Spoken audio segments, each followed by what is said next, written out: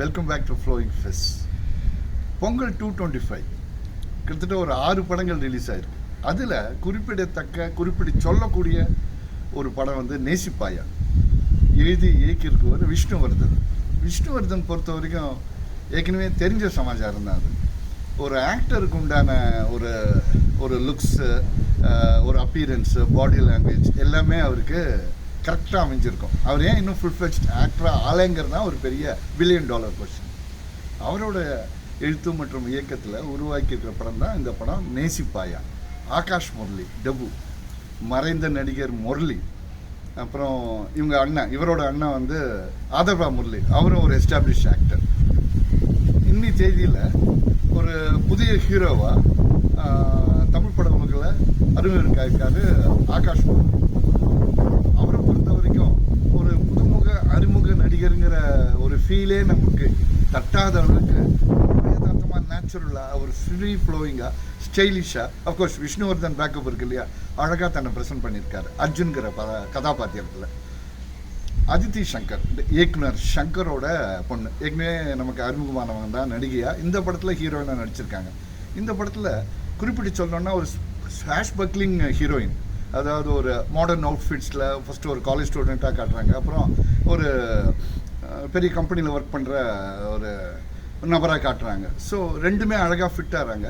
So அந்த love sequences between Akash Murali and Aditi Shankar, அதாவது ஆன்ஸ்கின் கெமிஸ்ட்ரின்னு ஒரு வேர்டு யூஸ் பண்ணுவாங்க. ஸோ அது கரெக்டாக பிளெண்ட் ஆகி பர்ஃபெக்டாக சிங்க் ஆகிருக்கு ரெண்டு பேருமே. ஸோ யுவன் சங்கர் ராஜா இசை பற்றி சொல்ல வேண்டாம், துள்ளலாகவே இருக்கும். இவங்க ரெண்டு பேரும் ஒரு இவர் ஹீரோ அறிமுகம், இவங்க ஏற்கனவே கொஞ்சம் அறிமுகமானவங்க. இவங்க ரெண்டு பேரும் இணைஞ்சு அந்த ரொமான்டிக் இன்டர்லூட்ஸ் அதிலெல்லாம் சாங்ஸ் மட்டும் இல்லை, அந்த எபிசோட்ஸில் வர பேக்ரவுண்ட் ஸ்கோரும் ப்ரில்லியண்ட்டாக இருக்குது. இப்போ கதை காலத்துக்கு வருவோம்.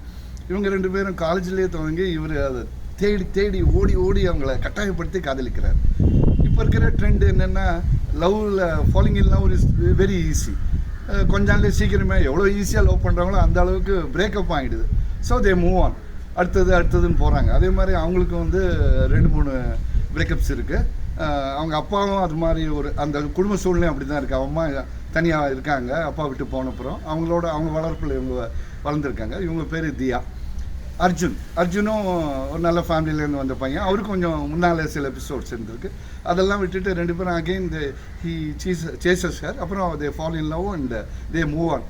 ஒரு கட்டத்தில் இப்போ லவ் கான்டெம்பரரி சென்ஸில் எப்படி இருக்குங்கிறத அழகாக ஒரு டைலாக் மூலமாக திவ்யா அண்ட் அர்ஜுன் மூலமாக, அந்த கதாபாத்திரம் மூலமாக நமக்கு சொல்கிறாரு. ஒரு டைலாக் வருது, லவ்ங்கிறது நம்ம குரோத்துக்கு தடையாக நிற்கும்போது லவ் ரிஜெக்ட் பண்ணோம்னா அதுக்கு ப்ரையாரிட்டி கொடுக்காம குரோத்தை நோக்கி தான் போகணும்.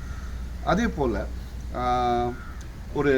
ஒரு டாஸ்க்கை நோக்கி போகும்போது எந்த இடர்பாடும் இல்லாமல் ஒரு தனி மனிதனுக்கு, தனிப்பட்ட ஒரு நபருக்கு ஒரு ஸ்பேஸ் வேணும்.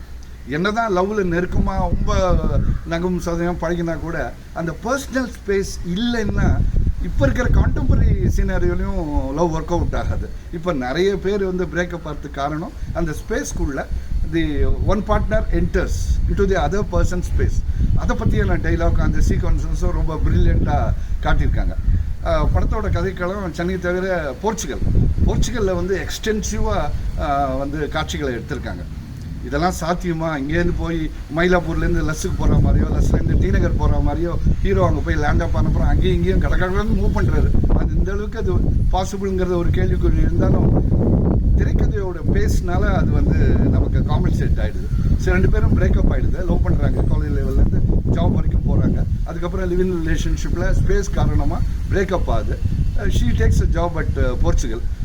சரத்குமார் அண்ட் குஷ்பு, அவங்க பெரிய ஒரு பிஸ்னஸ் எம்பையர் நடத்திட்டு இருக்காரு. அவர் அங்கே ஆதிநாராயணன் ஒரு பேர்.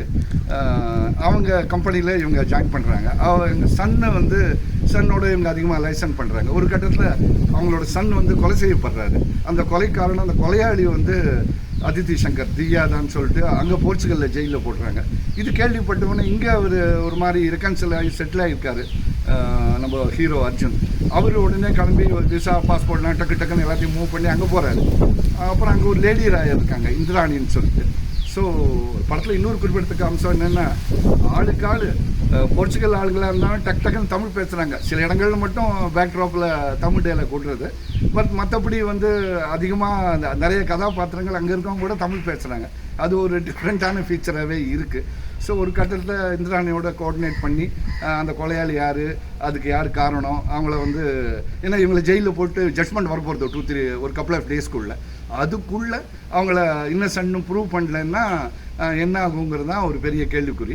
அந்த ஒரு பணியில் அவர் இறங்கி ஒரு ஃபிசிக்கல் அண்ட் பிரெயின் ஒர்க் எல்லாத்தையும் கம்பைன் பண்ணி கடைசியில் ஒரு கிட்னாப் ட்ராமா, ஒரு ஹைஜாக் பண்ணுறாரு ஒரு ஸ்கூல் வேனை.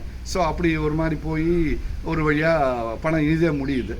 அவரால் அவங்கள்லேருந்து கொலை பழியிலேருந்து அவங்கள விடுவிச்சு 2 பேரும் ஜாயின் பண்ணாங்கிறது தான் உச்சக்கட்டம். ஸோ மொத்தத்தில் ஒரு ராம்காம்ஸோட ஒரு ரொமான்டிக் த்ரில்லர்னு சொல்லலாம். சில காமெடி சீக்வன்சஸும் இருக்குது. பட் மோஸ்டோ வந்து ரொமான்ஸும் த்ரில்ஸும் தான் படத்தோட 2 யூஎஸ்பின்னு சொல்லலாம்.